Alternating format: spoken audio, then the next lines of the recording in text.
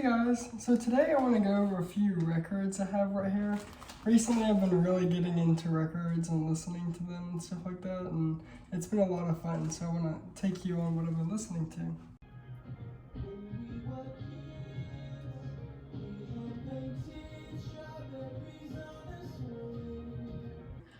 First thing, we're gonna go through, some basic bitch records. Like, I'm sure y'all have heard this, just digital and stuff like that.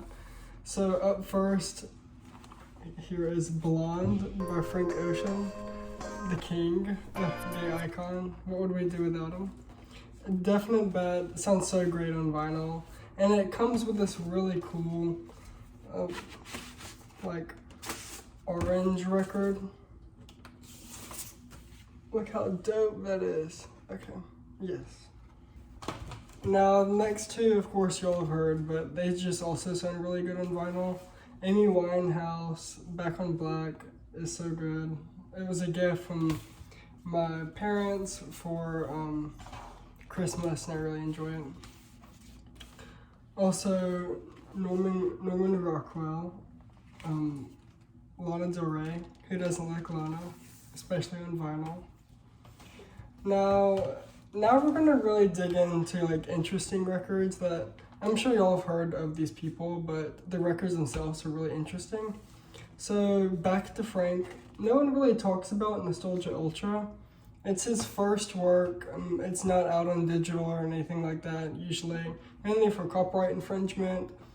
But Frank does a lot of really cool nostalgic feeling songs, and sonically this is where I think Frank really takes his creative edge and his creative leap.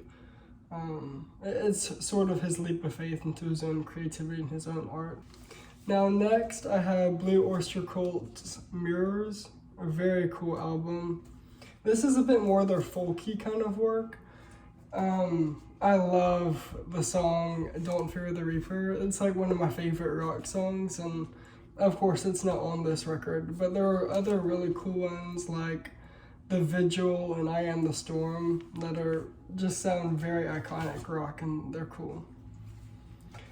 Next we have Chet Baker, and he's like a famous jazz, sort of blues artist, more jazz. But this is his Italian movie soundtracks, and I love a good Italian film, and there's something that sounds like so historical and vibey about Chet's type of jazz, and it's just a good groove. It's a very good Sunday record, and I love it a lot. Next, this is more like a little singles album. Arctic Monkeys, A Snap. I mean, everyone likes Arctic Monkeys, especially people who are into the record scene. But this is a not so well known EP. The EP, My Propeller, is really good. This is just the single, two of the singles, so My Propeller and Joining the Dots.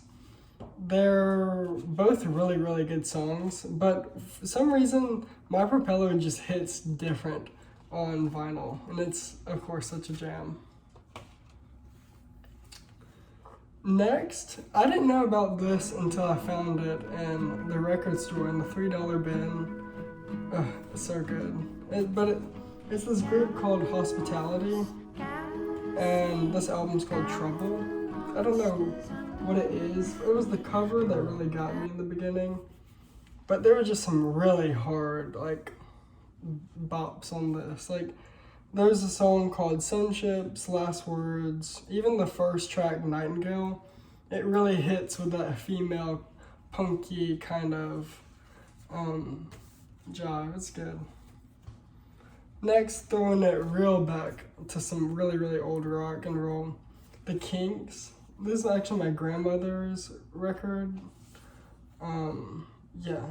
This is their greatest hits or whatever. They have a couple of really cool, I'm sure you've heard this in movies and stuff like that, but really digging into the Kinks has been fun. The song You Really Got Me, Set Me Free, jams, so good. Next is something I actually spotted in another record store somewhere around here in Atlanta. I think it was somewhere in Decatur. But this jazz blues artist, Betty, Her name is Betty Carter, and this is her Social Call album. It's so good. And there's something that's like very iconic, black independent woman, but like wailing in her sorrows, but also just exclaiming her individuality. There's just something a lot about this that I also see mirrored in Amy's style of music, Amy Winehouse that is. So if you like Amy Winehouse, like really dig into some history and listen to some Betty. It snaps. Next is a fun song that I think I introed in the last video I did, but it's the song called Love Fever by Gail Adams. This is the DJ kind of just like single press. It's been played so many times I can tell, but it's just such a good track. It's like a party starter for sure. It just kind of sets the mood, big icebreaker, very fun.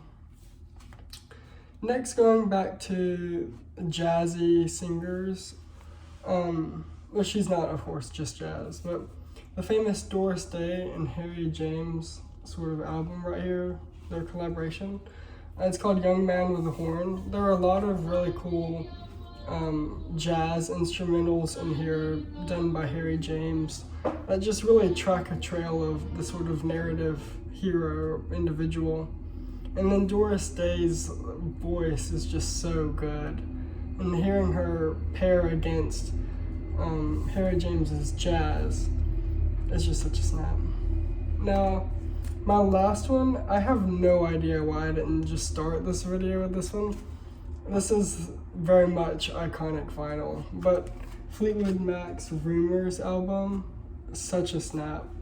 One of my really good friends who's a huge like audiophile named Jacob got me that record. It came from his like personal collection, and there's a lot of like really cool like historical stuff like behind the specific pressing and stuff that he would know much more about than I, but it's so good. Hearing Dreams on vinyl, nothing quite like it.